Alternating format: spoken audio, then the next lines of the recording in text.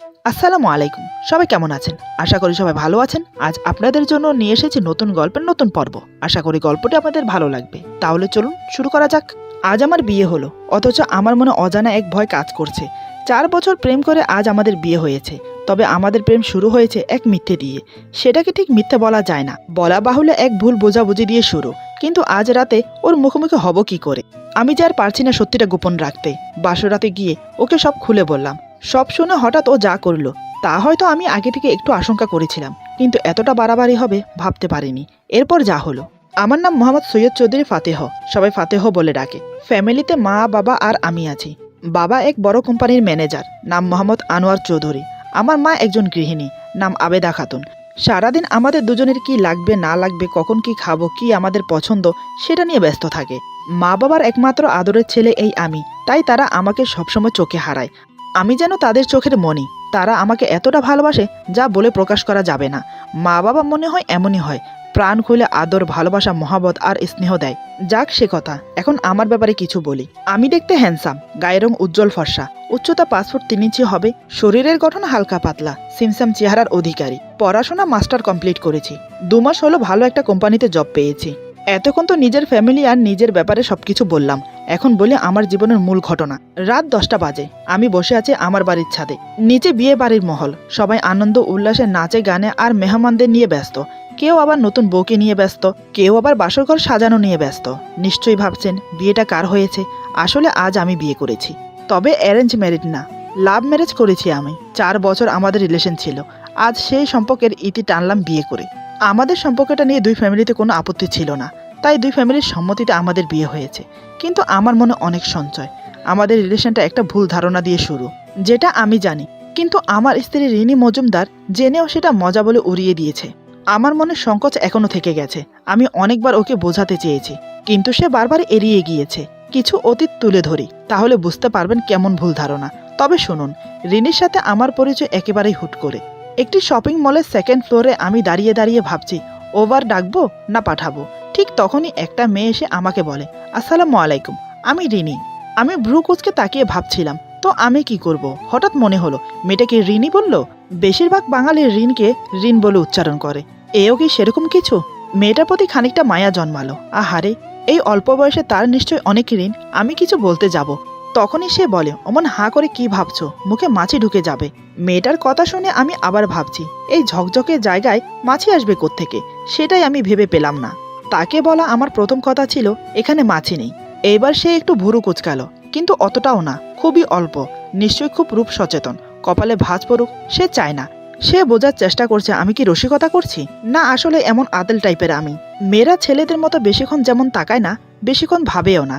তাই অত ভাবাভাবির মধ্যে না গিয়ে সে বলে, চলো কোথাও বসি। ব্যাপারটাতে আমি খুব টেনশনে পড়ে গেলাম। ব্যবহার দেখে মনে হচ্ছে এই মেয়ে আমার পরিচিত, আবার প্রথম দেখাতেই তুমি করে বলছে।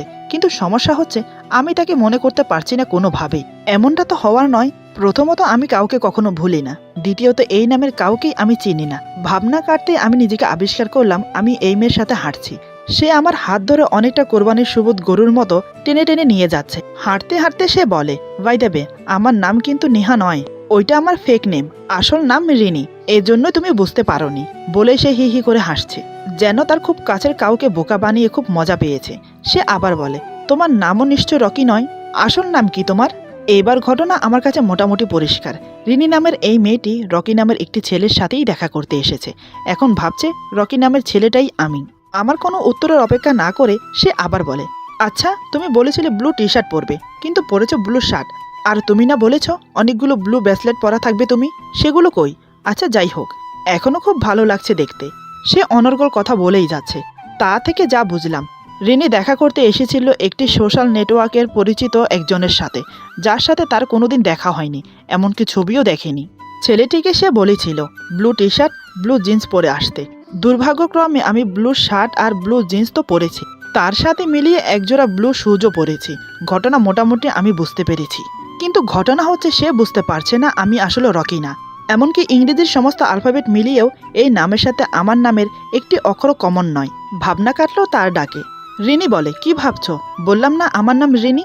আমি এখনো মেয়েটার দিকে তাকিয়ে ভাবনায় ডুবে। তাই ভাবছি কেউ নিজের নাম বললে আমার নাম বলাটাও ভদ্রতা। আমি যেহেতু ছেলে হিসেবে মাশাআল্লাহ অতি চমৎকার ভদ্র, তাই নিজের নাম বললাম। আমার নাম ফাতেহ। রিনি বলে, এটা তোমার রিয়েল নাম? আমি বললাম হ্যাঁ। রিনি বলে, ফাতেহা কারোর নাম হয়? আমি বললাম আমার নাম ফাতেহ। রিনি বলে, এটা কেমন নাম? আমি বললাম এটা ঐতিহাসিক নাম। সে আবার হি হি করে হাসছে, হাসলে নাকি স্বাস্থ্য ভালো থাকে। এই মেয়ে নিশ্চয়ই খুব স্বাস্থ্য সচেতন। রিনি হঠাৎ বলে, চলো কিছু খাই। আমি বললাম না না, আমার খিদে নেই। রিনি বলে, বিল আমি দেব, চলো। আমি ভাবছি যেসব মেয়েরা নিজে থেকে বিল দেয় তারা মেয়ে হিসেবে হয় অসাধারণ। এমন অসাধারণ এক মেয়েকে ফিরিয়ে দেওয়া হবে অন্যায়। আপাতত অন্যায় করতে ইচ্ছে করছে না। ভাবনায় ছেদ পড়ল রিনির কথায়। সে বলে, কি এত ভাবছো, চলো। এই বলে অনেকটা জোর করেই একটা রেস্টুরেন্টে ঢুকলো। দুজন একটা টেবিল বরাদ্দ করে বসলাম। দুজনেই সামনাসামনি বসেছি।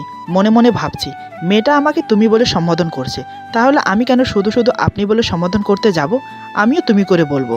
তাই তাকে বললাম, দেখো তুমি যাকে ভাবছো আমি কিন্তু সে নই। রিনি বলে, জানি জানি তুমি রকি নও, তুমি ফাতেহ। বলার ভঙ্গির মধ্যে সীমাবদ্ধের মতো একটা ভাব আছে। সে ভাবছে আমি মজা করছি। রিনি বলে, কি কঠিন নাম, তাও আবার নাকি ঐতিহাসিক। আমি বললাম হ্যাঁ। রিনি বলে, কেন এমন একটা নাম রাখলো বলো তো তোমার? আমি ভাবছি নিজের নামের জন্য যে কাউকে কৈফিয়ত দিতে হবে, কবে কে ভেবেছিল সেটা? আমি বললাম, কনস্টান্টিনোপল বিজয়ী উসমানী সুলতান মোহাম্মদ ফাতেহা খানের নামে এই নাম রাখা হয়েছে। রিনি বলে, কনস্টান্টিনোপল, এটা অনেক পুরনো শহর না? মনে মনে ভাবছি, বাহ, মেয়ে দেখছি অনেক কিছুই জানে। সাধারণত সুন্দরীদের এসব জ্ঞান থাকে কম, কারণ তারা জ্ঞান চর্চার চেয়ে সৌন্দর্য চর্চাকেই বানিয়ে নিয়েছে ধ্যান জ্ঞান। আমি বললাম, অনেক পুরনো। বাইজেন্টাইনদের কাছ থেকে সুলতান মোহাম্মদ ফাতেহা এটা জয় করেন। রিনি বলে, কোথায় এই শহর? আমি আবার ভাবছি, কৈফিয়ত চাচ্ছে নাকি জানতে চাচ্ছে ঠিক বুঝতে পারছি না। মনে হচ্ছে জানার আগ্রহ আছে, নাকি সেই শহরের এক্সাক্ট লোকেশন জানতে চায়। আমি বললাম, বর্তমান ইস্তম্বুলের পূর্ব নাম হচ্ছে কনস্টান্টিনোপল। রিনি বলে, জানতামই না। মেয়েটার সরল সহজ স্বীকারোক্তি পছন্দ হয়েছে আমার। আজকাল কেউ না জানলে সেটা স্বীকার করে না। হঠাৎ সে প্রশ্ন করল, তুরস্ক তো অটোমানরা শাসন করত, তাদের থেকে সুলতান হতো।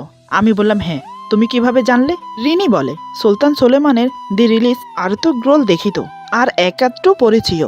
এবার বলো যে অটোমানরা তুরস্ক শাসন করত, তাহলে ওসমানীরা কখন ছিল?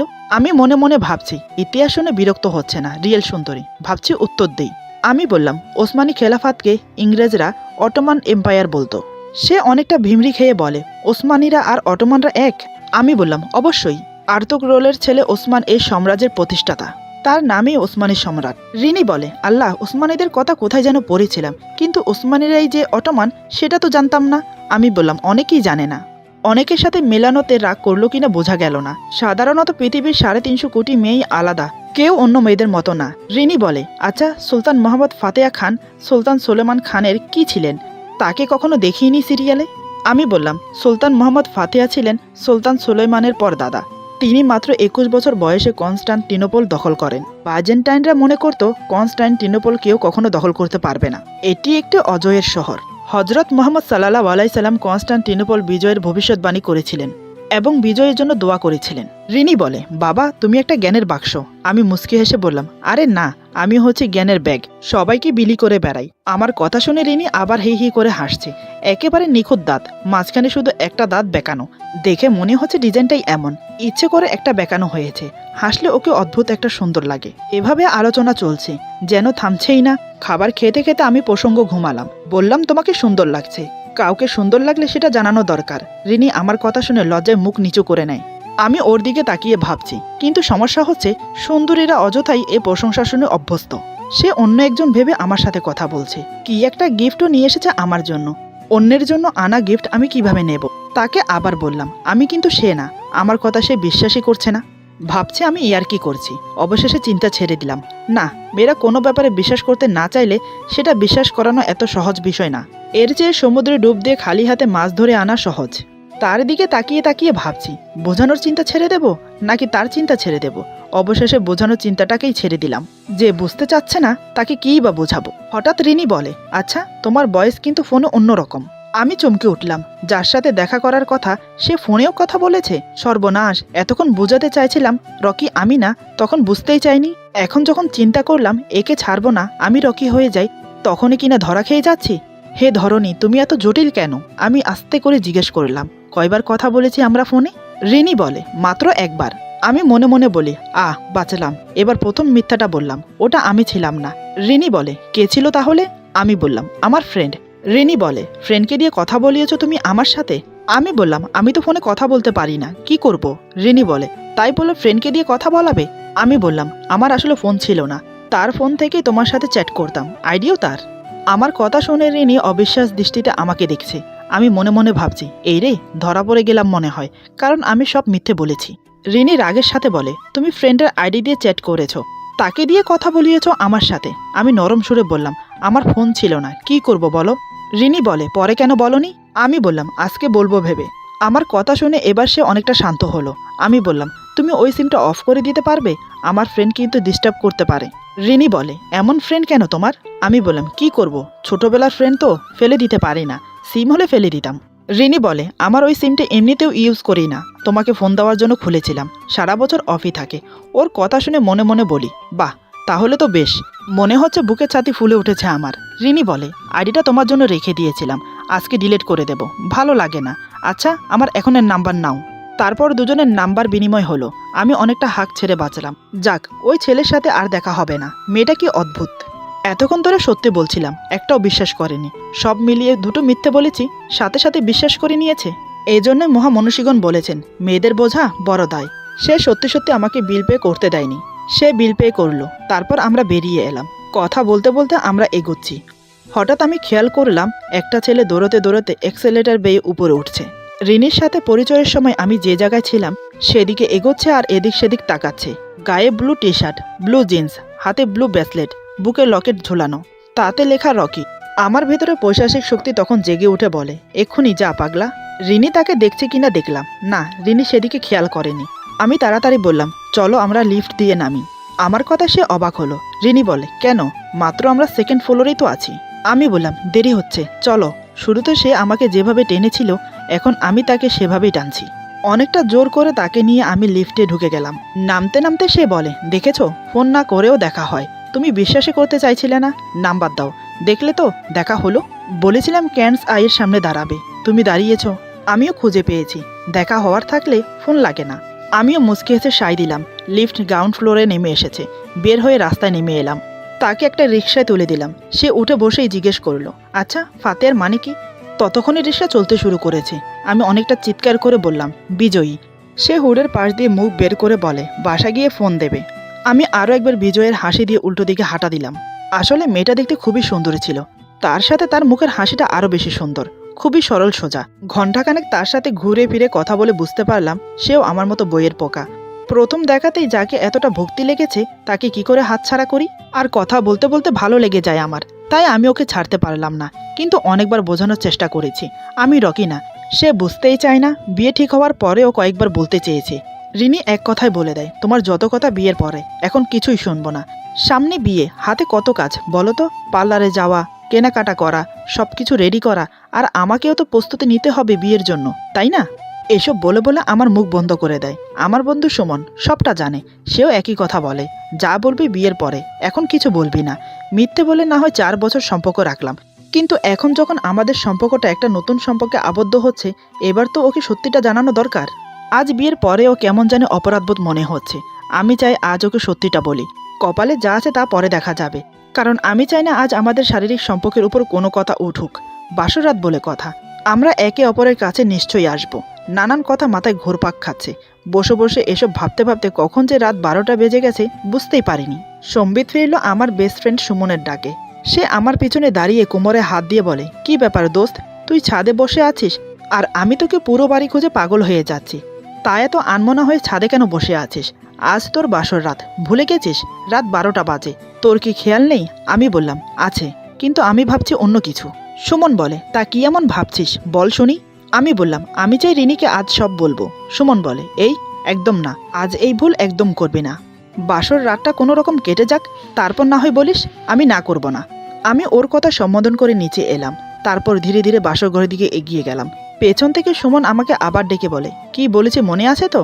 আমি একবার মাথা নাড়িয়ে বললাম, এই বলে দরজা খুলে ভিতরে চলে গেলাম। কিন্তু আমার মন কিছুতেই মানছে না।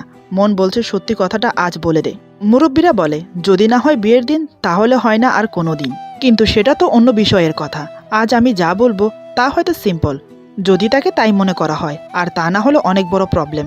হাদিসে আছে, স্বামী স্ত্রীর বন্ধন পবিত্র বন্ধন, তাকে সত্যি দিয়ে চালনা করা ভালো, মিথ্যে সম্পর্ক বেশি দিন টিকে না। না, আজ যা হবার হবে, আজ আমি বলবই। না শুনবো কারো কথা, না শুনবো রিনির কথা। দরজার কাছে দাঁড়িয়ে দাঁড়িয়ে এসব ভাবছি, হঠাৎ আমার চোখ গেল রিনির দিকে। সে অতি আগ্রহে বসে আছে মাথায় ঘোমটা দিয়ে আমার জন্য। আমি ধীরে ধীরে এক পা দুপা করে ওর কাছে গিয়ে বসলাম। বুকের ভেতরটা দুরু দুরু করছে, জানি না আজ কপালে কি আছে। আমি কোনো সংকোচ না করে ধীরে ধীরে রিনির ঘোমটা সরিয়ে দিলাম। ঘোমটা সরাতেই ওর চাঁদের মতো মুখটা আমার সামনে প্রকাশিত হয়। এর আগে ওকে দেখিনি এমনটা কিন্তু নয়, প্রায় প্রতিদিনই আমাদের দেখা হতো, কিন্তু আজ বধূ সাজে ওকে অন্যরকম লাগছে। চোখের পলক পড়তে চাইছে না আমার। রিনি চোখ বন্ধ করে আছে। বাসর রাতে এমনটাই হয়, ঘোমটা সরাতেই মেয়েরা লজ্জা পেয়ে চোখ বন্ধ করে নেয়। গল্পে উপন্যাসে এমনকি টিভি সিরিয়ালও এমন দৃশ্য দেখা যায়। আমি অনেকবারই দেখেছি, আজ সে দৃশ্যটা আমার সাথে হচ্ছে। আমি ঘোমটা সরাতে আমার বউটা লজ্জা পেয়ে চোখ বন্ধ করে নিয়েছে। ব্যাপারটা উপভোগ করা বেশ দারুণ। আমি রিনির চিবুক ধরে ওর মুখ আমার দিকে ফিরালাম। তারপর বললাম, কি গো, চোখ খুলে তোমার বরটাকে দেখবে না?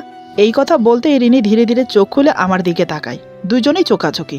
সে যেন চোখের ইশারাতে বোঝাতে চাইছে, ইস, এমন করে বলছো কেন, আমার বুঝি লজ্জা করে না?